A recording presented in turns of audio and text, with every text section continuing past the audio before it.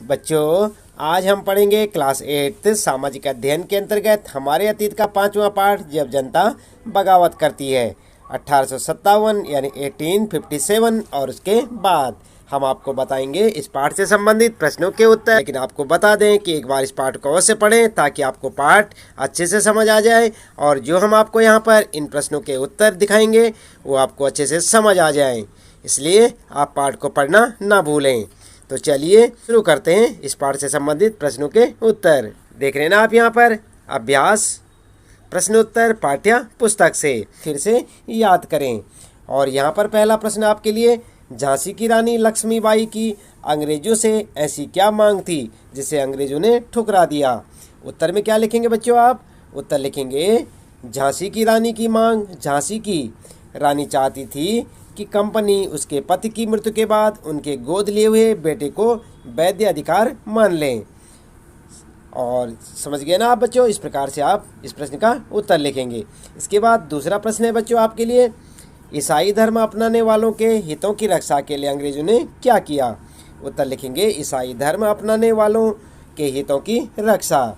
और उसके बाद लिखेंगे आप ऐसे पॉइंट बनाकर, क्योंकि सबसे पहले आप यहाँ पर हेडिंग डाल के ऐसे लिखेंगे इसे। इसके बाद लिखेंगे नंबर 1, 1850 यानी 1850 में एक नया कानून बनाया जिससे ईसाई धर्म को अपनाना और आसान हो गया। उसके बाद दूसरा पॉइंट लिखेंगे आप, ईसाई धर्म अपनाने वाले भारतीयों को अपने पूर्वजों की संपत्ति प्राप्त करने का अधिकार दे दिया गया। इस प्रकार से आप उत्तर लिखेंगे। इसके बाद तीसरा प्रश्न है बच्चों, सिपाहियों को नए कारतूसों पर क्यों ऐतराज़ था। उत्तर लिखेंगे नए कारतूसों पर ऐतराज़ का कारण, हेडिंग डालेंगे। उसके बाद उत्तर लिखेंगे आप। नंबर 1 कारण क्या था? सिपाहियों को लगता था कि कारतूस पर लगी पट्टी को बनाने में गाय या सूअर की चर्बी का प्रयोग किया गया है। दूसरा था, बंदूक में कारतूस लगाने के लिए कारतूस पर लगी पट्टी दांत से काटनी पड़ती थी। और नंबर तीसरा कारण था, जो मेन कारण था, इससे हिंदू एवं मुसलमान सिपाहियों की धार्मिक भावनाओं को ठेस पहुंचती थी।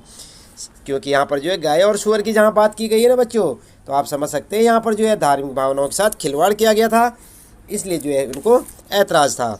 इसके बाद चौथा प्रश्न है बच्चों यहाँ पर, अंतिम मुगल बादशाह ने अपने आखिरी साल किस तरह बिताए।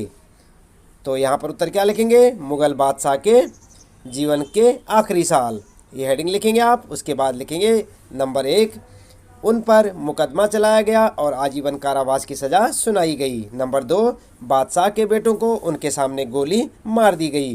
नंबर 3, बादशाह तथा उनकी पत्नी जीनत महल को रंगून जेल भेज दिया गया जहां नवंबर 1862 में उनकी मृत्यु हो गई। इस प्रकार से आप इस प्रश्न का उत्तर लिखेंगे। समझ गए ना बच्चों? ये है चौथा प्रश्न और इसका उत्तर। इसके बाद आपके लिए अगले प्रश्न है, आइए विचार करें। तो बच्चों यहाँ पर आप ध्यान दें, यहाँ पर छठा प्रश्न है आपके लिए और यहाँ पर पूछा गया है, बहादुर शाह जफर द्वारा विद्रोहियों को समर्थन दे देने से जनता और राज परिवारों पर क्या असर पड़ा। उत्तर में लिखेंगे आप जनता और राज परिवारों पर प्रभाव, यहाँ पर हेडिंग डालेंगे आप। और उसके बाद लिखेंगे नंबर 1, बादशाह जफर के समर्थन से जनता बहुत उत्साहित हुई, उनका उत्साह और बढ़ गया, इससे उन्हें आगे बढ़ने की हिम्मत, उम्मीद और आत्मविश्वास मिला।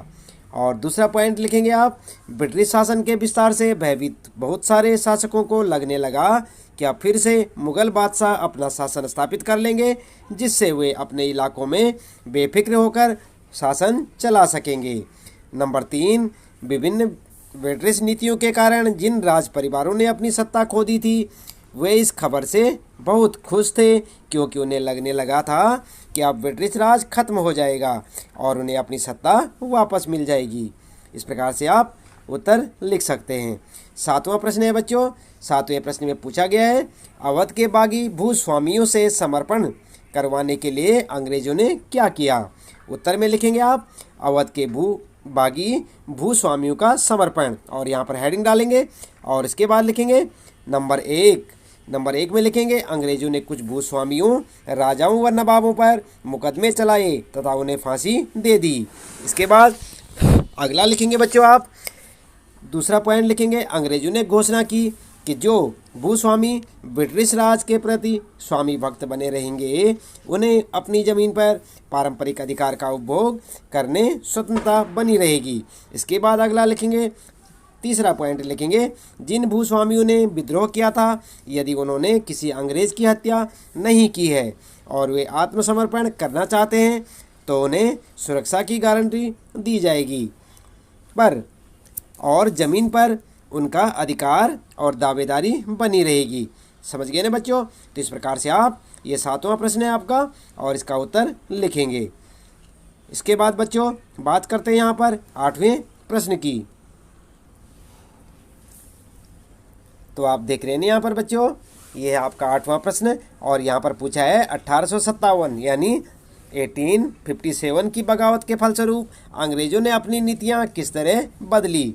उत्तर में लिख सकते हैं आप, अंग्रेजों की नीति में बदलाव। इस प्रकार से लिखें और उसके बाद हेडिंग डाल के लिखेंगे आप। नंबर 1, ब्रिटिश संसद ने 1858 यानी 1858 में एक नया कानून पारित किया और ईस्ट इंडिया कंपनी के सारे अधिकार ब्रिटिश साम्राज्य के हाथ में सौंप दिए। दूसरा पॉइंट लिखेंगे, ब्रिटिश मंत्रिमंडल में एक सदस्य को भारत मंत्री के रूप में नियुक्त किया गया। उसे सलाह देने के लिए एक परिषद का गठन किया गया जिसे इंडिया काउंसिल कहा जाता था। इसके बाद तीसरा पॉइंट लिखेंगे बच्चों, भारत के गवर्नर जनरल को वाइसराय कहा जाने लगा। और चौथा पॉइंट लिखेंगे, देश के सभी शासकों को भरोसा दिया गया कि भविष्य में कभी भी उनके भू क्षेत्र पर कब्जा नहीं किया जाएगा। भारतीय शासकों को ब्रिटिश साम्राज्य के अधीन शासन चलाने की छूट दी गई। और पांचवा पॉइंट लिखेंगे, सेना में भारतीय सिपाहियों का अनुपात कम करने और यूरोपीय सिपाहियों की संख्या बढ़ाने का फैसला लिया गया। और इसके बाद जो है छठा, मुसलमानों की ज़मीन और संपत्ति बड़े पैमाने पर जब्त की गई क्योंकि 1857 के विद्रोह का कारण मुसलमानों को माना गया। और सातवां पॉइंट लिखेंगे आप, अंग्रेजों ने भारत के लोगों के धर्म और सामाजिक रीति रिवाजों का सम्मान करने का निर्णय लिया। ठीक है ना बच्चों? तो यहाँ तक आपका इस प्रश्न का उत्तर है, 8वें प्रश्न का। इसके बाद आइए यहाँ पर जो है आइए करके देखें। तो यहाँ पर क्या देखना आपने, आगे 9वें प्रश्न में देखते हैं। पता लगाएं कि सन 57 की लड़ाई के बारे में आपके इलाके या आपके परिवार के लोगों को किस तरह की कहानियाँ और गीत याद हैं। इस महान विद्रोह से संबंधित कौन सी यादें अभी लोगों को उत्तेजित करती हैं। तो आपको भी कुछ मालूम है बच्चों तो आप अपने हिसाब से लिख सकते हैं या अपने घर में बड़े लोगों से पूछकर आप जो है 1857 की लड़ाई के बारे में जानकारियाँ लें और उन्हें उस जानकारी को लिख सकते हैं, चाहे उनके समय के उस समय के गीत जो भी आपको या आपके बड़ों को याद होंगे उन्हें भी आप यहाँ पर लिख सकते हैं उत्तर में। और जैसे कि आप यहाँ पर देख सकते हैं, हम आपको बताते हैं गीत 1 जैसे आप देख सकते हैं, बुंदे लेहर बोलों के मुँह हमने सुनी कहानी थी, खूब लड़ी मर्दानी हुआ तो झांसी वाली रानी थी। आपने पढ़ी होगी ना एक कविता पिछली कक्षाओं में या आपकी कक्षा में होगी, तो आप उस गीत को भी लिख सकते हैं क्योंकि ये 1857 की क्रांति की जो वीर महिला थी, कौन थी? झांसी की रानी। और इसके बाद बच्चों कहानी में लिख सकते हैं आप सेकंड नंबर पर, अंग्रेजों द्वारा मंगल पांडे को फांसी पर लटकाने की कहानी आज भी हमें उत्तेजित कर देती है। तो इस प्रकार से आप उत्तर लिख सकते हैं। इसके बाद बच्चों बात करते हैं यहाँ पर 10वां प्रश्न। देख रहे हैं ना आप यहाँ पर 10वां प्रश्न, झांसी की रानी लक्ष्मीबाई के बारे में पता लगाएं। आप उन्हें अपने समय की एक विलक्षण महिला क्यों मानते हैं। तो इसका उत्तर क्या लिखेंगे आप इस प्रकार से लिखेंगे, रानी लक्ष्मीबाई का जन्म 1828 में बनारस में हुआ। इनका बचपन का नाम मनु था। इन्हें बचपन में तलवारबाजी, तीर कमान, घुड़सवारी का शौक था और इन्होंने इन सभी में महारत भी हासिल कर ली थी। बचपन में तलवारबाजी में इनका बड़े बड़े योद्धा सामना नहीं कर पाते थे। वह अंग्रेजी शासन के विरुद्ध थी और अंग्रेजों को देश से भगा देना चाहती थी। बचपन में ही अत्याचारी अंग्रेज अफसरों से रात में छुप छुप कर बदला लेना शुरू कर दिया था। आगे 14 वर्ष की आयु में उनकी शादी झांसी के राजा गंगाधर राव से हुई। झांसी की रानी बनने के बाद वह रात में चोरी छिपे क्रांति गुरु बनकर अत्याचारी अंग्रेज अफसरों को सबक सिखाती रही। पति की मृत्यु के बाद उन्होंने शासन अपने हाथों में लिया और अंग्रेजों का विरोध जारी रखा।